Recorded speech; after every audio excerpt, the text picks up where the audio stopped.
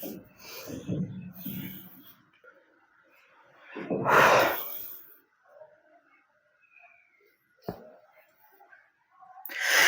प्यारे दोस्तों, हम लोग बात कर रहे हैं केमिकल बॉन्डिंग चैप्टर की, जिसमें मैंने ऑलरेडी आप लोगों को 3 लेक्चर प्रोवाइड कर दिया है। अगर आपने उन लेक्चर्स को नहीं अटेंड किया है तो उन लेक्चर्स को जरूर अटेंड कीजिएगा।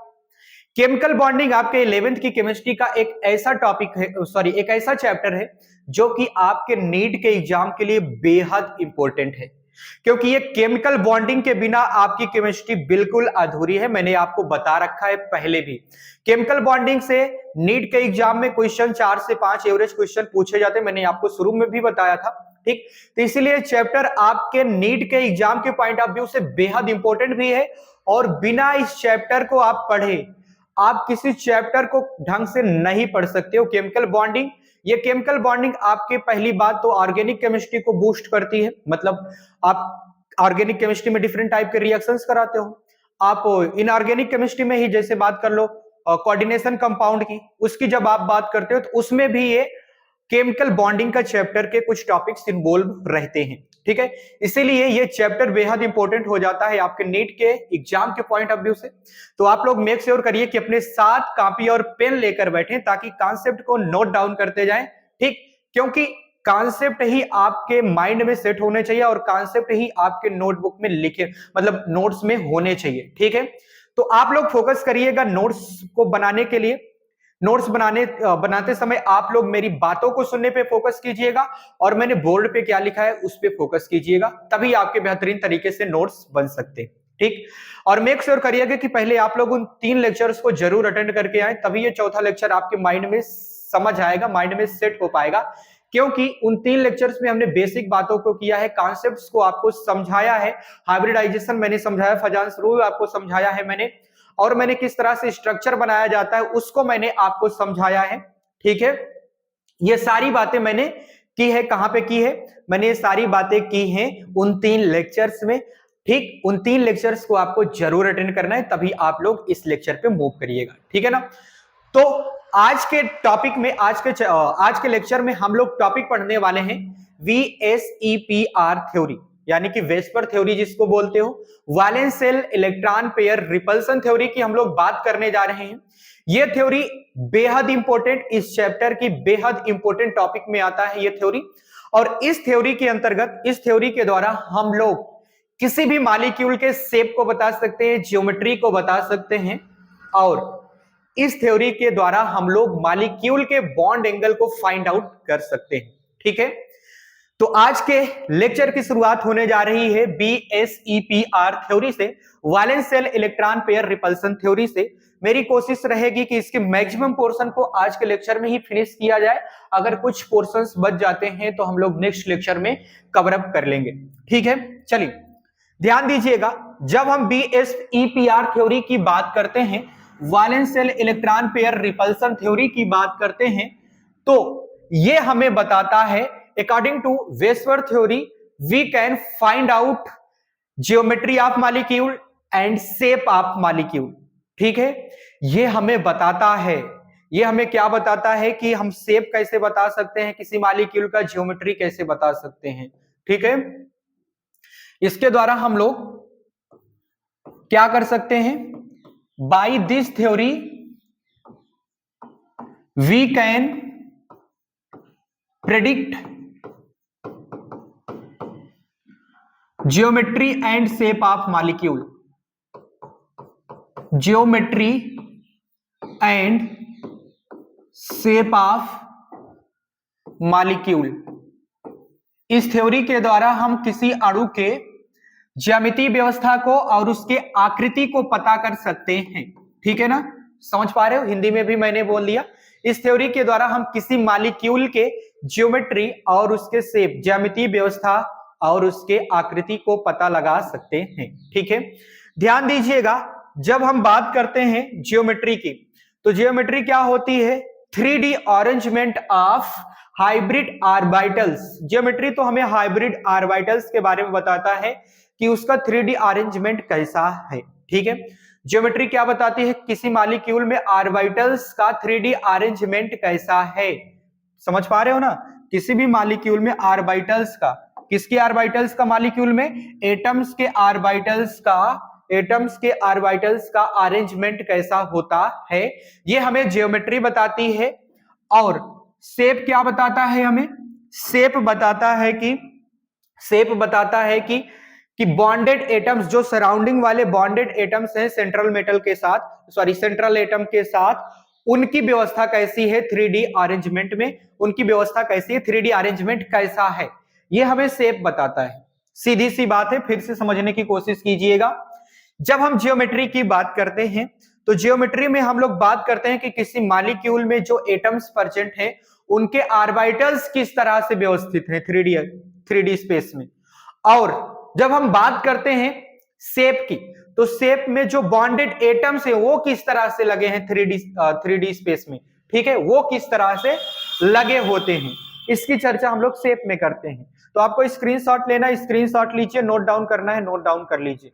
और VSEPR थ्योरी बोले तो valence shell electron pair repulsion theory के द्वारा हम लोग बॉन्ड एंगल को भी फाइंड आउट कर सकते हैं। किसको, we can find out bond angle को भी हम लोग फाइंड आउट कर सकते हैं इस थ्योरी के द्वारा। समझ पा रहे हो ना, ठीक है, ओके, ठीक है। स्क्रीनशॉट लेना चाहते हो ले लीजिए, ओके। चलिए हम बात करने जा रहे हैं कि आपने पढ़ा था हाइब्रिडाइजेशन कैसे निकाला जाता है, ठीक है। पिछले लेक्चर में मैंने हाइब्रिडाइजेशन निकालने का डिटेल में आपको मैकेनिज्म समझाया कि किस तरह से हम हाइब्रिडाइजेशन किसी भी मॉलिक्यूल का निकाल सकते हैं। यह बात हमने किया है पिछले लेक्चर में। अगर आपने नहीं देखा है तो आप जरूर देख के आए, क्योंकि बिना हाइब्रिडाइजेशन के आपका काम नहीं बनने वाला है, ठीक है ना। हाइब्रिडाइजेशन आपको पता होना अनिवार्य होता है, ठीक है। ध्यान दीजिएगा, जब आपने कहा कि उसमें n की वैल्यू 2 आ रही है तो किसी मॉलिक्यूल में, तो उसका हाइब्रिडाइजेशन sp होता है। जब n की वैल्यू 3 आती है तो उसका हाइब्रिडाइजेशन sp2 होता है। जब n की वैल्यू 4 होती है तो sp3 हाइब्रिडाइजेशन होता है। अगर n की वैल्यू 5 होती है तो sp3 डिहाइब्रिडाइजेशन होता है। अगर n की वैल्यू 6 होती है तो sp3 d2 हाइब्रिडाइजेशन होता है। इसकी चर्चा हम लोगों ने प्रीवियस लेक्चर में किया था, अगर आपने नहीं देखा जरूर देख के आइएगा। ये बात सबको पता है, अब ध्यान दीजिएगा, ये बात सबको पता है तो अब ध्यान दीजिएगा। अगर किसी का हाइब्रिडाइजेशन sp आ रहा है तो उसकी ज्योमेट्री ऑलवेज लीनियर रहेगी, ये ऑलवेज की कंडीशन होती है, ठीक है। sp मतलब उसका हाइब्रिडाइजेशन जैसा है उसकी ज्योमेट्री वही बात बताएगी। और ज्योमेट्री हाइब्रिडाइजेशन से आती है, ज्योमेट्री कहां से आती है, हाइब्रिडाइजेशन से आती है। और ज्योमेट्री कभी बदल नहीं सकती है, जिसका जैसा हाइब्रिडाइजेशन उसका वैसी ज्योमेट्री। जैसे हमने बात किया, अगर sp हाइब्रिडाइजेशन है तो लीनियर ज्योमेट्री होगी, sp2 है तो ट्राइगोनल प्लेनर ज्योमेट्री होगी, अगर sp3 है तो टेट्राहेड्रल ज्योमेट्री होगी, अगर sp3d है तो ट्राइगोनल बाइपिरामिडल ज्योमेट्री होती है, अगर sp3d2 है तो ऑक्टाहेड्रल ज्योमेट्री होती है। ये हमेशा फिक्स रहती है ज्योमेट्री, किसी भी हाइब्रिडाइजेशन के लिए ज्योमेट्री फिक्स होती है, लेकिन शेप बदलते रहते हैं। ध्यान दीजिएगा, ज्यामितीय व्यवस्था हर एक हाइब्रिडाइजेशन के लिए अलग अलग तो होती है, परंतु वह फिक्स रहती है। किसी एक पार्टिकुलर हाइब्रिडाइजेशन के लिए ज्योमेट्री फिक्स रहती है, परंतु शेप क्या होता है, शेप चेंज होता रहता है।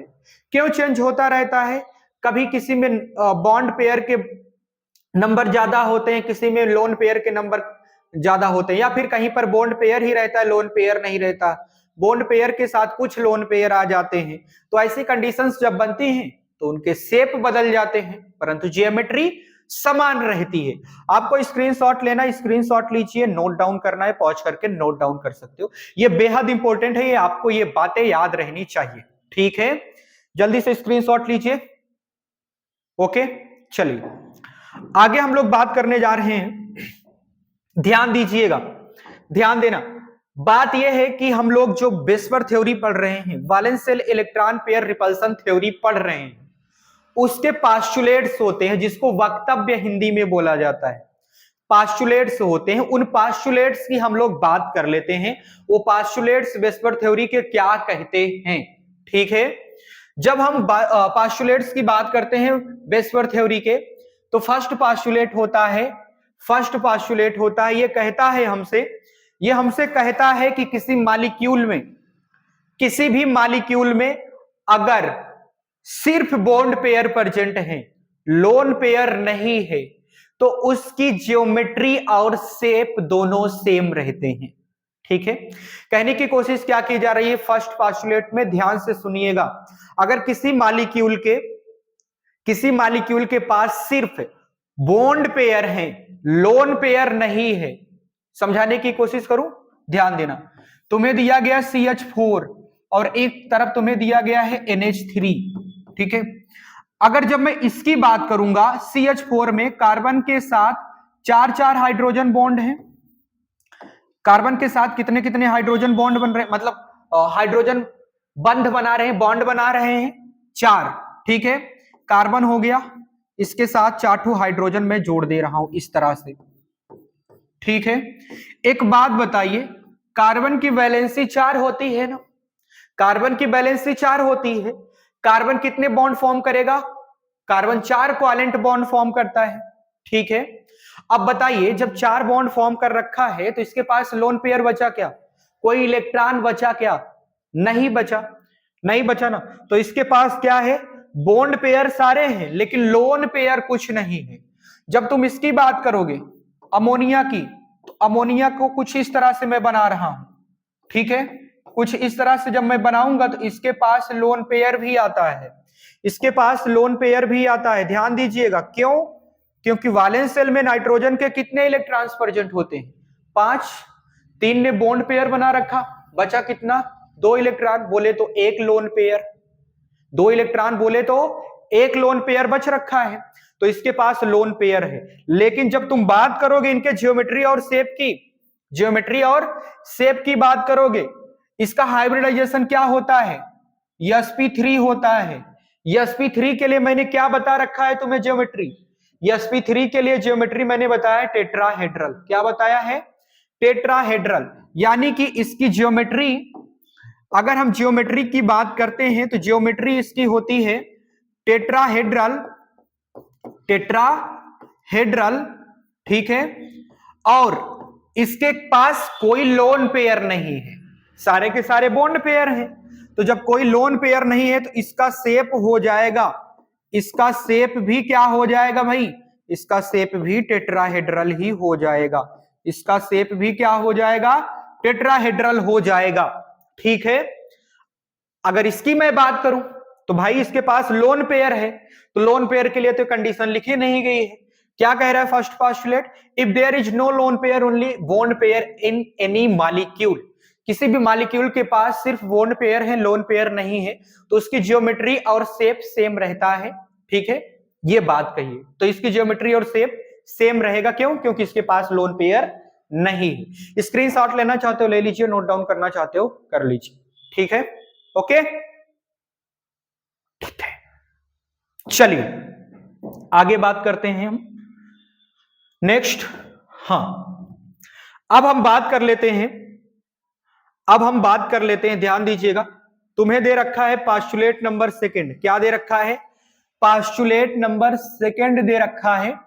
इसमें कह रहा है कि if molecule having some lone pair besides bond pair भी हैं, उनके अलावा कुछ लोन पेयर भी हैं, ठीक है ना। If molecule having some lone pair besides bond pair के अलावा कुछ लोन पेयर भी हैं, तो उसका अब ज्योमेट्री तो वही रहेगा, ज्योमेट्री हाइब्रिडाइजेशन जिसका जैसा होता है ज्योमेट्री भी वैसी ही रहेगी जैसे अपने बात किया था। ये देखो हाइब्रिडाइजेशन अलग अलग है तो उनका ज्योमेट्री भी क्या है, अलग अलग है, परंतु लोन पेयर आने की वजह से शेप चेंज हो जाता है, शेप क्या हो जाता है, डिस्टॉर्टेड हो जाता है, चेंज हो जाता है, समझ पा रहे हो। लेकिन ज्योमेट्री तो वही रहेगी, चाहे कितना भी लोन पेयर आ जाए, ज्योमेट्री हाइब्रिडाइजेशन के लिए सेम रहती है, पर लोन पेयर आने की वजह से उसका शेप बदल जाता है, ठीक है, लोन पेयर आने की वजह से क्या बदल जाता है, लोन पेयर आने की वजह से शेप बदल जाता है, ये बात अलग होती है। ठीक है, अच्छा बात क्या है कि ऑर्डर ऑफ रिपल्सन की मैं बात कर लूं। अच्छा मैंने एक बात नहीं बताया तुम्हें, ये बात क्या है, if molecule having some lone pair besides bond pair तो shape becomes distorted due to repulsion by lone pair. Lone pair की वजह से शेप डिस्टॉर्टेड हो जाता है, बोले तो शेप चेंज हो जाता है लोन पेयर की वजह से। क्यों लोन पेयर की वजह से, क्योंकि लोन पेयर रिपल्सन ज्यादा शो करते हैं। ध्यान दीजिएगा, अगर किसी मॉलिक्यूल में मैं बात करूं, सिर्फ एलपी एलपी की बात करूं, लोन पेयर, सिर्फ लोन पेयर और लोन पेयर की ही बात करूं तो इसमें रिपल्सन ज्यादा होता है। अगर मैं कहूं लोन पेयर प्लस में कोई बॉन्ड पेयर आ जाए तो रिपल्सन इसकी अपेक्षा थोड़ा कम हो जाता है। अगर मैं कहूं सिर्फ बॉन्ड पेयर हैं तो बॉन्ड पेयर में रिपल्सन बेहद कम होता है या फिर ना के बराबर होता है, नेग्लिजिबल होता है।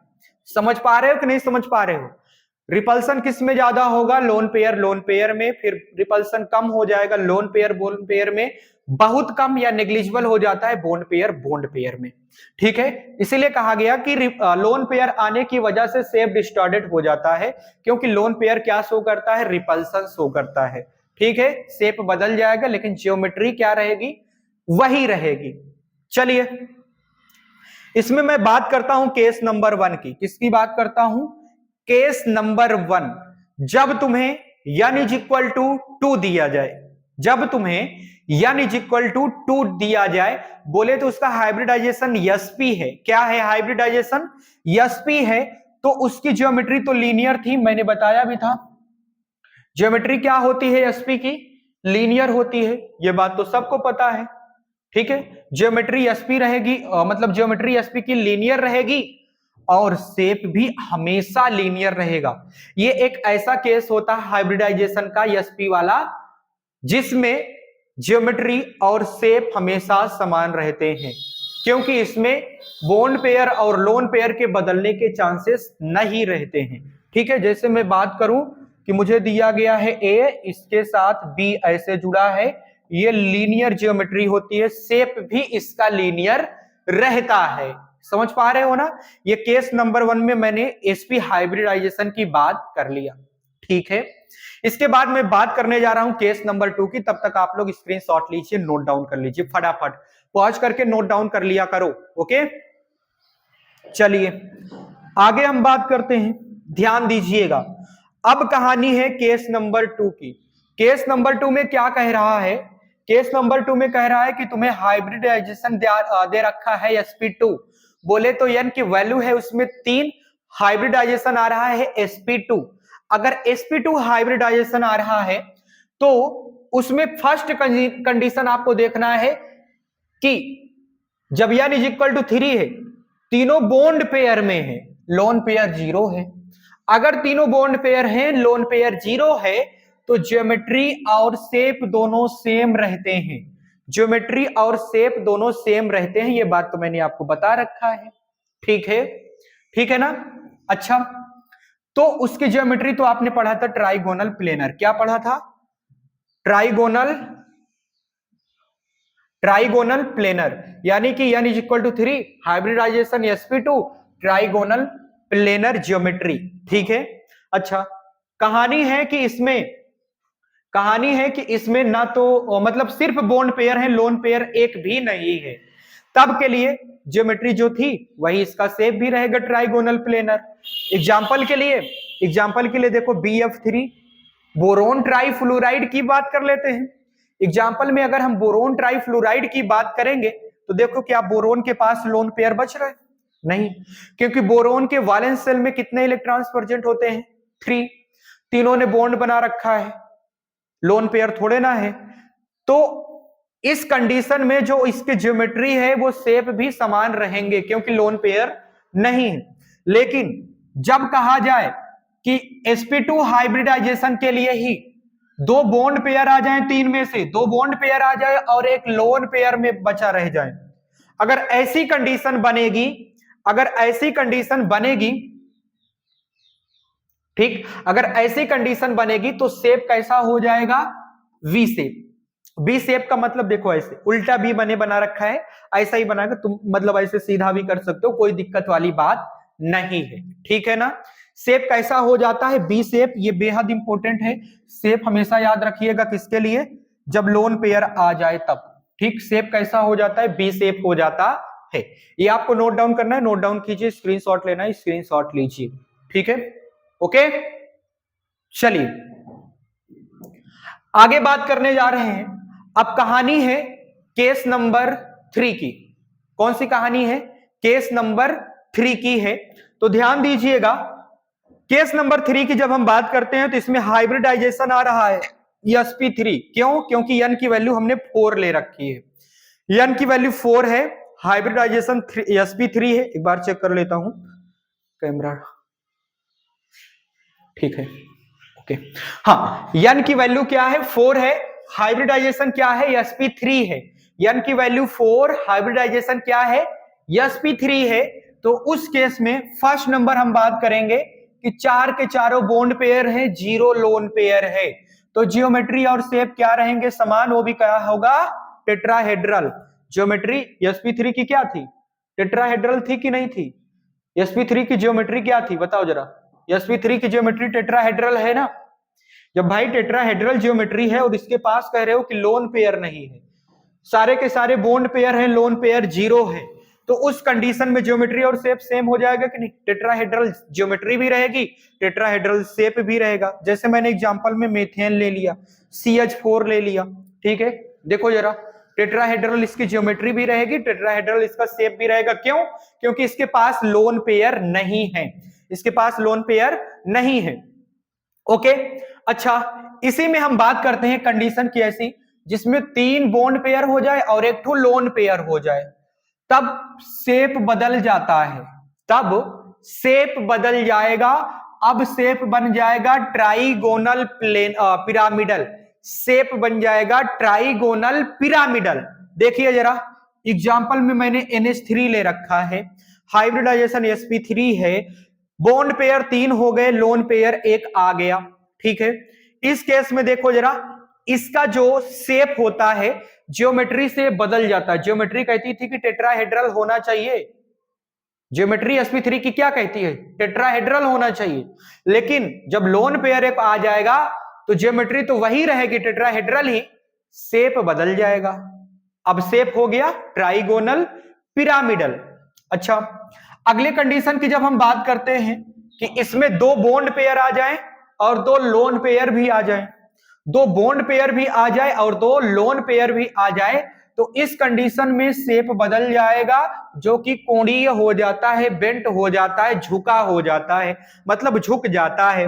और इसका एग्जाम्पल की मैं बात करूं तो इसका एग्जाम्पल होता है H2O, ठीक है। ज्योमेट्री कभी नहीं बदलेगी, ज्योमेट्री sp3 की टेट्राहेड्रल है, रहेगी, थी, मतलब थी, है, रहेगी, समझ पा रहे हो। लेकिन शेप लोन पेयर आने की वजह से, कम ज्यादा लोन पेयर आने की वजह से बदलते रहते हैं। अभी देखो 2 लोन पेयर आ गया कि नहीं आ गया, शेप क्या हो गया, बेंट शेप हो गया। जैसे हम H2O मॉलिक्यूल की बात कर लेते हैं, ठीक है। नोट डाउन करना चाहते हो नोट डाउन कीजिए, स्क्रीनशॉट लेना चाहते हो स्क्रीनशॉट लीजिए, ओके। चलिए आगे बात करते हैं नेक्स्ट। अब हम बात करते हैं केस नंबर 4 की। कह रहा है n की वैल्यू 5 है, तो हाइब्रिडाइजेशन क्या होगा, sp3d होगा। क्या होगा, sp3d हाइब्रिडाइजेशन होगा। और ज्योमेट्री sp3d के लिए क्या थी, देखो जरा, sp3d के लिए ज्योमेट्री क्या थी बताइए, sp3d के लिए ज्योमेट्री क्या है, trigonal bi pyramidal, trigonal bi pyramidal sp3d की ज्योमेट्री होती है, ठीक है। जब हम इसकी बात करेंगे कि sp3d की हाइब्रिडाइजेशन दिया गया है, उसकी ज्योमेट्री हमें सबको पता है कि क्या होती है, ट्राइगोनल बाई पिरामिडल होती है। और कंडीशन पहली क्या दे रखा है तुम्हें, फर्स्ट कंडीशन दे रखा है कि इसके पास सारे के सारे बॉन्ड पेयर है, लोन पेयर नहीं है, तो ज्योमेट्री और शेप दोनों समान ही रहेंगे।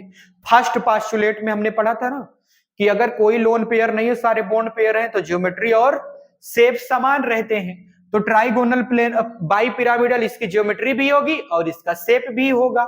जैसे हम एग्जांपल में बात करते हैं PCl5, फास्फोरस के वैलेंस शेल में कितने इलेक्ट्रॉन्स प्रेजेंट होते हैं? 5। पांचों ने बॉन्ड बना रखा है, कोई लोन पेयर नहीं है। तो देखो जरा, इसकी ज्योमेट्री और इसकी शेप दोनों सेम रहेंगी, ठीक है ना। कुछ इस तरह से बन रहा है ट्राइगोनल बाई पिरामिडल, इसको बोलते हैं ट्राइगोनल बाई पिरामिडल, ठीक है। अच्छा, कंडीशन है कि इसमें से 4 बॉन्ड पेयर बदल जाए और एक लोन पेयर रह जाए। तो इस केस में शेप क्या हो जाएगा? शेप हो जाएगा सीसा शेप। कैसा हो जाएगा शेप? सीसा शेप हो जाता है, ठीक है। सीसा शेप मतलब आपने वो देखा होगा ना, झूला शीशा वाला, जिसमें 2 किनारे पर आप और आपकी वो बैठ के झूलते हैं ना, जाते हो पार्क में। मुझे उल्लू बना रहे हो? पार्क में जाते रहते हो, मैं देखा हूं, कई लोगों को मैं पकड़ रखा हूं। जब हम बात करते हैं 4 बॉन्ड पेयर है, एक लोन पेयर है, तो इसकी आकृति हो जाती है, शेप हो जाती है सीसा शेप। सीसा शेप, झूला वाला शीशा, ये कुछ इस तरह से हो जाता है।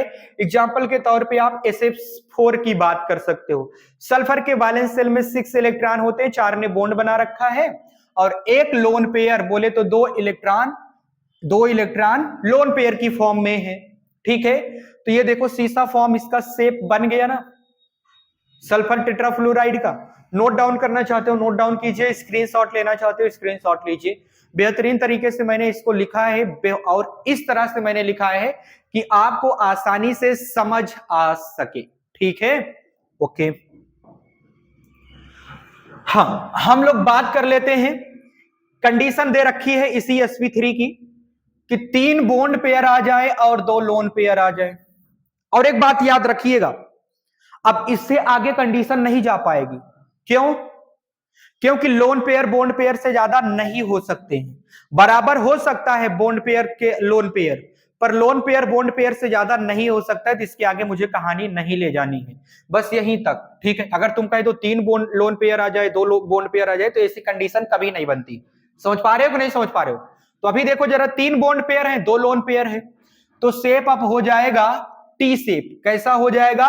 टी शेप हो जाएगा। एग्जाम्पल के तौर पे आप बात कर लेते हो ClF3 की, यानी कि हाइड्रोजन के साथ ट्राइफ्लोराइड, हाइड्रोजन के साथ ट्राइफ्लोराइड, ठीक है, chloro trifluoride.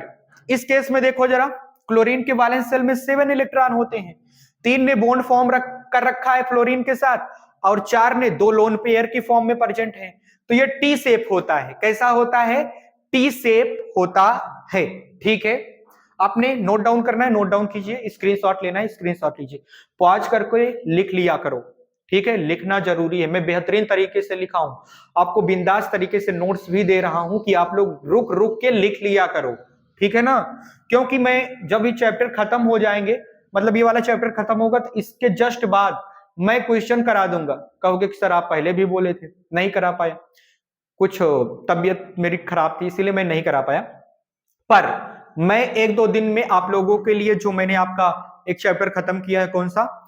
Cell cycle and cell division का, मैंने एक चैप्टर खत्म किया एटॉमिक स्ट्रक्चर का, इनके एक लेक्चर दे दूंगा। जो प्रीवियस ईयर में इनसे क्वेश्चन पूछे गए थे वो मैं दे दूंगा, ठीक है ना। तो क्वेश्चन की टेंशन मत लेना, क्वेश्चन आपको अलग लेक्चर में मिल जाएगा, ठीक। लिख लिया इसको। चलिए आगे बात करते हैं केस नंबर 5 की। केस नंबर 5 की बात करते हैं। केस नंबर 5 में कह रहा है कि यानी इक्वल टू 6 है, यानी इक्वल टू क्या है? 6 है, ठीक है। तो हाइब्रिडाइजेशन क्या बनेगा? sp3d2। एक बात बताओ, तुमने कहा कि sp3d2 के लिए इसकी ज्योमेट्री होनी चाहिए क्या? sp3d2 के लिए ज्योमेट्री क्या होनी चाहिए? sp3d2 के लिए ज्योमेट्री होनी चाहिए ऑक्टाहेड्रल। क्या होनी चाहिए? ऑक्टाहेड्रल। इसको याद किए हो ना? sp3d2 के लिए ज्योमेट्री क्या होनी चाहिए? ऑक्टाहेड्रल होनी चाहिए। अगर ऑक्टाहेड्रल ज्योमेट्री होनी चाहिए, अगर ऑक्टाहेड्रल ज्योमेट्री होनी चाहिए, ठीक है, तो एक बात बताओ, एक बात बताइएगा, लोन पेयर कोई नहीं है, बॉन्ड पेयर 6 के 6 हैं, तो जैसी उसकी ज्योमेट्री रहेगी वैसा उसका शेप रहता है, जैसी उसकी ज्योमेट्री वैसा उसका शेप रहता है। ये तो बात पहले से ही पता है हम लोगों को, है ना। तो एक बात बताओ, अगर उसका शेप और ज्योमेट्री समान रहेंगी, ठीक है, तो ये कंडीशन कब बन रही है, जब बॉन्ड पेयर सारे हैं, लोन पेयर जीरो हैं। इसमें दो बात आती है, एक बात आती है कि if surrounding atoms are identical, सारे के सारे सराउंडिंग एटम समान हो, सेंट्रल एटम के साथ जुड़ने वाले सारे सराउंडिंग एटम्स समान हो, सेम हो, आइडेंटिकल हो, तो उस केस में इसकी ज्योमेट्री ऑक्टाहेड्रल रहेगी, शेप भी ऑक्टाहेड्रल रहेगा, ठीक है। लेकिन इसमें एक कंडीशन और बन जाती है, यही वाली कंडीशन में एक सब कंडीशन बनती है, जिसमें हम if surrounding atoms are different, यानी कि सराउंडिंग एटम डिफरेंट हो जाएं, जो सेंट्रल एटम से जुड़ने वाले सराउंडिंग एटम है वो डिफरेंट हैं, तो उस केस में इसका ज्योमेट्री और शेप हो जाता है स्क्वायर पिरामिडल। क्या हो जाता है, स्क्वायर पिरामिडल हो जाता है। एग्जाम्पल के तौर पे हम बात कर लेते हैं जीनॉन O2F4, ठीक है, जीनॉन O2F4 की बात कर लेते हैं। देखो जरा, कुछ इस तरह से इसका अरेंजमेंट है, geometry square pyramidal, shape square pyramidal, क्यों, लोन पेयर जीरो है, ठीक है। स्क्रीनशॉट लेना चाहते हो ले लीजिए, नोट डाउन करना चाहते हो नोट डाउन भी कर लिया करो, बेहतरीन तरीके से मैंने लिखा है, ओके। आइए जरा आगे बात करते हैं, ध्यान दीजिएगा। अब कह रहा है कि इसी में कंडीशन अगली बता दो, जिसमें बॉन्ड पेयर 5 हो जाए 6 में से और एक लोन पेयर में चला जाए। बॉन्ड पेयर 5 हो और एक कहां पे चला जाए, लोन पेयर में चला जाए, तो उसके लिए बताओ शेप क्या हो जाएगा, shape becomes square pyramidal. Shape क्या हो जाएगी, स्क्वायर पिरामिडल हो जाती है, ठीक है, जैसे कि अभी मैंने बात किया था इसी वाले एग्जाम्पल की, ठीक। और कंडीशन तीसरी है इसकी कि 6 में से 4 बॉन्ड पेयर बन जाए और 2 लोन पेयर बन जाए, तो उस केस में शेप हो जाता है स्क्वायर प्लेनर। शेप क्या हो जाएगा, स्क्वायर प्लेनर हो जाता है, जो कि मैंने बना रखा है एग्जाम्पल में, जीनोन टेट्राफ्लोराइड आपको दिया गया है XeF4, ठीक है। लिख लीजिए इसको फटाफट, नोट डाउन कर लीजिए, और ये फिगर जो ज्योमेट्री और शेप बन रहे हैं जरूर बनाने की कोशिश कीजिए करिए, ठीक है, ओके, ठीक है। आगे हम लोग बात कर लेते हैं। अब ध्यान दीजिएगा, अब जो मैंने आपको सारा कुछ पढ़ाया, जितना मैंने तुम्हें पढ़ाया उसको मैंने एक जगह पे लिख रखा है, क्योंकि याद करने के लिए। ध्यान देना, तुमसे कहा कि n की वैल्यू 2 है, तो हाइब्रिडाइजेशन सबको पता है कि 2 पर sp होता है, और ज्योमेट्री उसकी लीनियर रहती है। बॉन्ड पेयर लोन पेयर की कंडीशन सिर्फ यही रहेगी, जिसमें लीनियर शेप भी रहेगा। ये सबको बात पता है ना, ठीक है। अगर n की वैल्यू 3 आ जाए तो उसका हाइब्रिडाइजेशन क्या हो जाएगा, sp2 हो जाएगा, और ज्योमेट्री ट्राइगोनल प्लेनर होती है, ये सबको पता है, याद करे हो ना, पहले यही बात मैंने किया था कि नहीं किया था। और इसमें कंडीशन बनती है कि इसमें से 3 में से तीनों बॉन्ड पेयर है, लोन पेयर जीरो है, तो उस केस में ज्योमेट्री ट्राइगोनल प्लेनर थी तो शेप भी ट्राइगोनल प्लेनर ही रहेगा, ठीक है। लेकिन अगर इसी में से कंडीशन बन जाए, दो लोन पेयर में और 2 बॉन्ड पेयर में चले जाए और एक लोन पेयर में चला जाए, तो इसका ज्योमेट्री तो वही रहेगी ट्राइगोनल प्लेनर ही, पर इसका शेप बी शेप हो जाएगा, अभी हम लोगों ने पढ़ा ना, ठीक है। अच्छा, हाइब्रिडाइजेशन sp3 है क्योंकि n की वैल्यू 4 है, ठीक है, क्योंकि n की वैल्यू 4 है, हाइब्रिडाइजेशन क्या है, sp3 है। तो बताइए ज्योमेट्री टेट्राहेड्रल थी ना, पढ़े थे हम लोग sp3 के लिए ज्योमेट्री टेट्राहेड्रल। इसमें कंडीशन क्या बन रही है कि बॉन्ड पेयर 4 हो जाए, लोन पेयर 0 हो जाए, तो कंडीशन तो वही रहेगी। बॉन्ड पेयर अगर 4 हो जाए, लोन पेयर 0 हो जाए, ठीक, बॉन्ड पेयर 4 और लोन पेयर 0, तो इस केस में ध्यान दीजिएगा, इस केस में बात तो वही रहेगी, टेट्राहेड्रल ज्योमेट्री है तो इसका टेट्राहेड्रल शेप भी रहेगा, क्योंकि 0 लोन पेयर है। अच्छा, दूसरी कंडीशन मैंने क्या बताया था, 3 बॉन्ड पेयर हो जाए, एक लोन पेयर हो जाए, टेट्राहेड्रल ज्योमेट्री रहेगी, शेप उसका ट्राइगोनल पिरामिडल हो जाएगा। शेप क्या हो गया था? Trigonal pyramidal. ठीक है, एक ही जगह पे मैंने लिखा है। अगर उसी में से 3 बोन्ड पेयर में जाए, 2 लोन पेयर में जाए, तो अब शेप बदल के बी शेप हो जाएगा। ओके, अच्छा, n की वैल्यू 5d है, हाइब्रिडाइजेशन sp3d है। ज्योमेट्री क्या होती है? Trigonal bi pyramidal. क्या होती है? ज्योमेट्री ट्राइगोनल बाई पिरामिडल होती है। ठीक है, अच्छा, ट्राइगोनल बाई पिरामिडल होती है ज्योमेट्री। तो इस केस में देखो जरा, अगर फर्स्ट कंडीशन में कह रहा है कि 5 के पांचों बॉन्ड पेयर है, 0 लोन पेयर है, तो तुमने कहा कि जब 0 लोन पेयर आएगा तो जैसा उसका ज्योमेट्री रहेगा, ट्राइगोनल बाई पिरामिडल है तो उसका शेप भी वही रहेगा। 4 बॉन्ड पेयर आ जाए, 1 लोन पेयर आ जाए इसमें से, तो इसका शेप बन जाता था सीसा शेप। 3 बॉन्ड पेयर आ जाए और 2 लोन पेयर आ जाए तो इसका शेप बन जाता था टी शेप। मैंने बता रखा है। ठीक है, ये बेहद इंपॉर्टेंट है, एक ही जगह पे मैंने लिख दिया। जो मैंने आपको पढ़ाया, फिगर मतलब बना के मैंने आपको बताया, वो सारा कुछ मैंने एक ही जगह पे लिख दिया है। नोट डाउन कीजिए, स्क्रीनशॉट लीजिए, पॉज करके लिख लिया करो। ठीक है, ओके, चलिए आगे हम बात करते हैं। ध्यान देना, अब हम लोग बात करते हैं, इसी में से एक और बात रह गई थी इसी में। ठीक है, जब n की वैल्यू 6 हो, हाइब्रिडाइजेशन sp3d2 होता है, ज्योमेट्री ऑलवेज ऑक्टाहेड्रल होती है। बॉन्ड पेयर अगर 6 है, 0 लोन पेयर है, तो वही ज्योमेट्री ऑक्टाहेड्रल शेप जैसा, ज्योमेट्री जैसी थी ऑक्टाहेड्रल, शेप भी ऑक्टाहेड्रल रहेगी। मान लो बॉन्ड पेयर 5 हो जाए, लोन पेयर 1 हो जाए, तो इसका शेप बदल के क्या हो जाएगा? Square pyramidal. क्या हो जाएगा? स्क्वायर पिरामिडल हो जाएगा। ठीक है, अगर इसी में से 4 बॉन्ड पेयर बन जाए, 2 लोन पेयर बन जाए, तो इसका शेप बदलकर स्क्वायर प्लेनर हो जाता है। सारा कुछ मैंने लिख दिया, इसको भी लिखना चाहते हो उसी में, ये एक और कंडीशन रह गई थी, इसको मैंने लिखा दी। ठीक, ओके, चलिए आगे बात करते हैं। नेक्स्ट ध्यान दीजिएगा, अब तुमसे क्या कह रहा है? अब तुमसे कह रहा है पास्टुलेट नंबर 3। अभी तक तो हम लोगों ने पास्टुलेट नंबर 2 तक बात किया था, अब पास्टुलेट 3 की बात करने जा रहे हैं, वेस्पर थ्योरी के 3rd पास्टुलेट की बात करने जा रहे हैं। इसमें हमें क्या कहता है पास्टुलेट? ये बताता है हमें कि for comparing bond angle between 2 molecules, ये पास्टुलेट हमें 2 मॉलिक्यूल्स के बीच में बॉन्ड एंगल को कंपेयर करने के लिए बताता है। इसमें विभिन्न तरह के स्टेप्स आते हैं। फर्स्ट स्टेप में जब हम बात करते हैं, तो फर्स्ट स्टेप में कहता है कि हाइब्रिडाइजेशन के द्वारा तुम बॉन्ड एंगल बता सकते हो।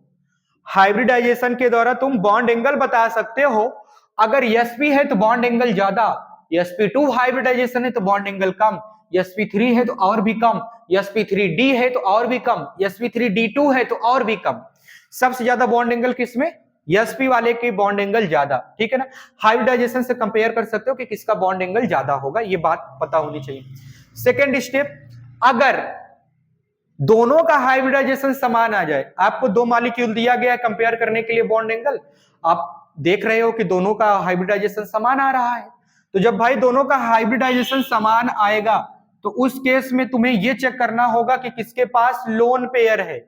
अगर लोन पेयर किसी सेंट्रल एटम के पास है, तो उसका बॉन्ड एंगल कम हो जाएगा। जितना ही ज्यादा लोन पेयर, उतना कम उसका बॉन्ड एंगल। ठीक है, सेंट्रल एटम के पास अगर लोन पेयर है तो उसका बॉन्ड एंगल कम हो जाएगा। ठीक, अब कहानी क्या है? ठीक, स्टेप नंबर अगर हम 3rd की बात करते हैं, इफ लोन पेयर सेम, अब भाई लोन पेयर भी समान हो जाए सेंट्रल एटम के पास, तब तुम क्या कंपेयर करोगे? तब तुम्हें कंपेयर करना है दोनों मॉलिक्यूल्स में सेंट्रल एटम की इलेक्ट्रोनेगेटिविटी, विद्युत ऋणात्मकता जिसको बोलते हो, सेंट्रल एटम की इलेक्ट्रोनेगेटिविटी तुम्हें कंपेयर करनी है। ठीक है, जिसकी विद्युत इलेक्ट्रोनेगेटिविटी, बोले तो इलेक्ट्रोनेगेटिविटी विद्युत ऋणात्मकता ज्यादा, उसका बॉन्ड एंगल भी ज्यादा। सेंट्रल एटम के लिए बात चल रही है। सेंट्रल एटम के लिए जब तुम सारी कंडीशन में फेल हो जाओ, यानी कि तुम हाइब्रिडाइजेशन भी समान पा गए, तुम ये भी पा गए कि दोनों के पास लोन पेयर भी बराबर हैं, ठीक है, तो अब क्या करोगे? अब चेक करोगे कि अब चेक करोगे कि दोनों दोनों जो सेंट्रल एटम दोनों मॉलिक्यूल के हैं उनकी विद्युत ऋणात्मकता क्या है।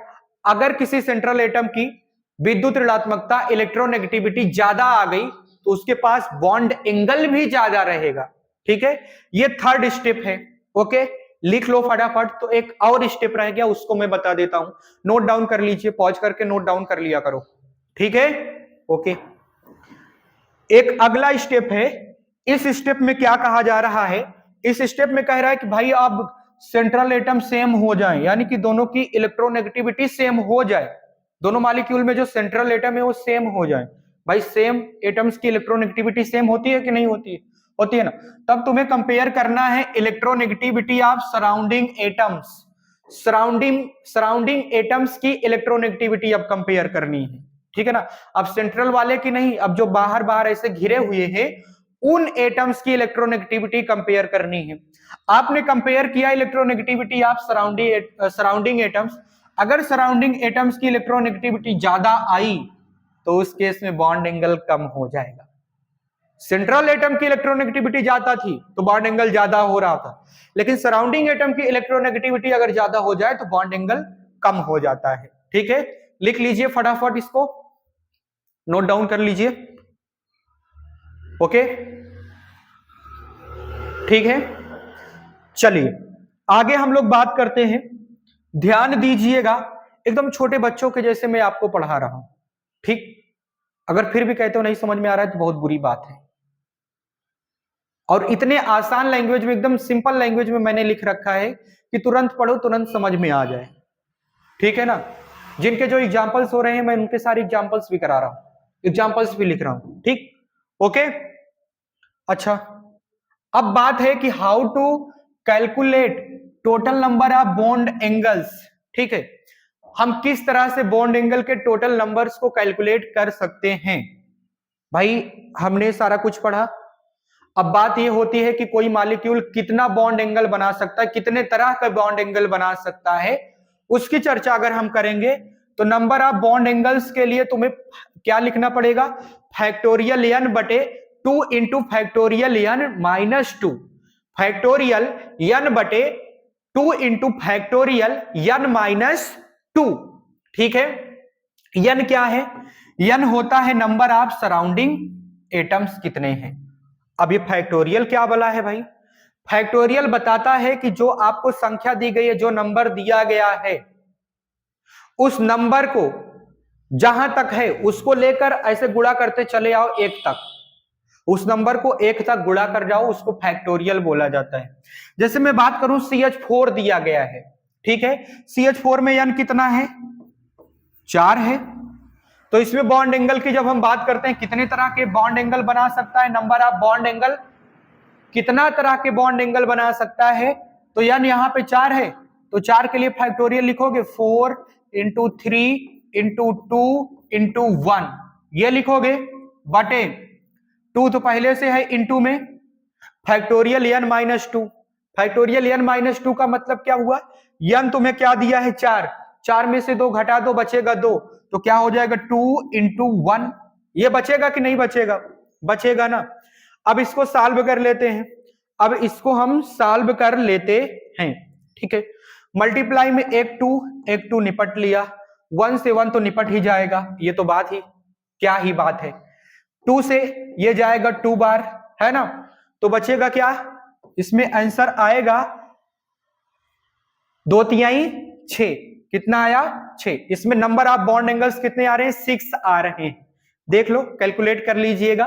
ठीक, नंबर ऑफ बॉन्ड एंगल्स, कितने तरह के बॉन्ड एंगल्स फॉर्म कर सकता है, कितने तरह के आ रहे हैं, 6 तरह के आ रहे हैं। किसमें किसमें आ रहे हैं, CH4 में। क्यों, क्योंकि CH4 के n की वैल्यू कितनी है, 4 है, नंबर ऑफ सराउंडिंग एटम्स कितने हैं, 4 ही तो है ना। नोट डाउन करना चाहते हो नोट डाउन कर लीजिए, स्क्रीनशॉट लेना चाहते हो स्क्रीनशॉट लीजिए, जैसा आपको अच्छा लगे। ठीक है, शायद खत्म हो गया स्लाइड, हाँ खत्म, ओके टाटा बाय बाय हो गया। ठीक है, तो आज के लेक्चर में मैंने आप लोगों को जो बातें बताई हैं, मैं आशा कर सकता हूं कि आपको बेहतरीन तरीके से समझ में आया होगा। ठीक है ना, मैंने क्या क्या बातें बताई, वेस्पर थ्योरी को स्टार्ट किया जिसको मैंने बताया डिफिनेशन के थ्रू। ठीक है, फिर मैंने बताया आप लोगों को हाइब्रिडाइजेशन, जिसका कैसा मतलब अलग अलग हाइब्रिडाइजेशन का अलग अलग ज्योमेट्री होती है, ठीक है। फिर मैंने कहा वेस्पर थ्योरी के हम लोग पास्टुलेट्स पढ़ेंगे। फर्स्ट पास्टुलेट में बात यह थी कि लोन पेयर नहीं है, सारे के सारे बॉन्ड पेयर हैं, तो जैसे ज्योमेट्री वैसा उसका शेप, ठीक। अगर लोन पेयर आ जाते हैं तो ज्योमेट्री तो सेम रहेगी लेकिन शेप बदल जाएगा। ज्योमेट्री तो सेम ही रहेगी परंतु शेप क्या हो जाएगा, बदल जाएगा। इन सारी चीजों को मैंने बात किया था, ये देखो सारा बात किया था कि नहीं किया था, किया था ना, ठीक है। फिर ये मैंने बात किया, फिर मैंने ये बात किया, फिर मैंने ये बात किया, फिर मैंने ये बात किया, ठीक है। फिर मैंने ये बात किया, ठीक है। फिर मैंने एक जगह पे सारा कुछ लिख दिया ताकि आसानी से याद कर सको।